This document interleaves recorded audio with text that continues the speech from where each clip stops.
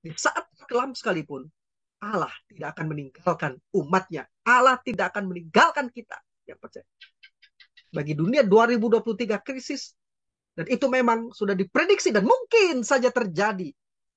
Tapi bagi kita, pertolongan kita, Allah adalah tempat perlindungan yang terbukti sangat. Kota benteng yang kokoh, perlindungan yang aman, dan terbukti sangat, kata pemazmur.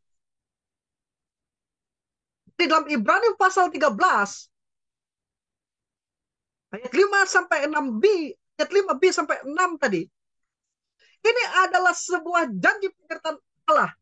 Bukannya gemanya itu adalah dari Yosua.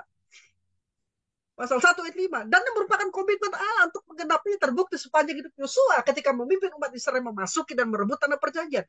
Ini juga merupakan janji penyertaan Allah kepada setiap orang percaya dalam Kristus. Karena janji ini dikutip oleh penulis kitab Ibrani yang digunakan untuk menguatkan iman dan pengharapan orang percaya menghadapi masa-masa sulit, masa-masa kesesakan. Janji ini juga saya percaya berlaku bagi kita untuk kita mempercayai dan memiliki pengharapan kepada Allah yang hidup dan benar di tengah-tengah masa kesulitan, krisis resesi dunia global, khususnya menghadapi sekali lagi krisis global yang akan melanda dunia.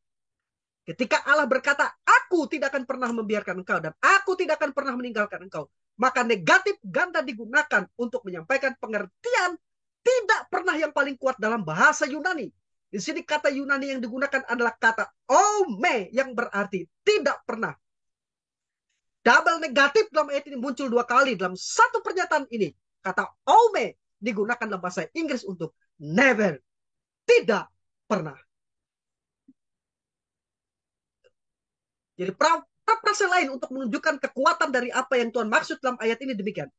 Aku tidak akan dengan cara apapun mengecewakan engkau, atau melepaskan engkau, atau meninggalkan engkau tanpa dukungan.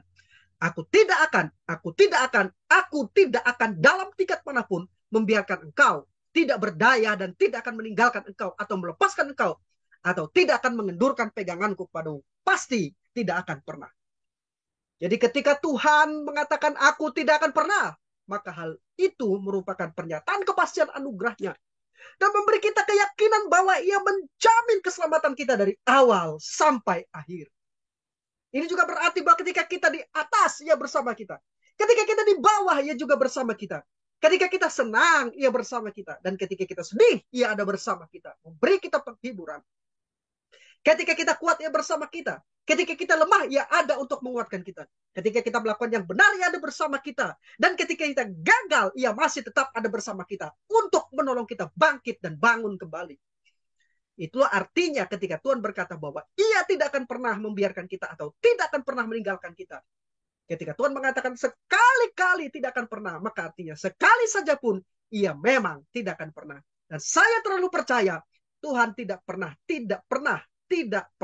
berdusta. Dan Tuhan tidak akan berdusta. Dia pasti menepati janjinya. Haleluya. Amin.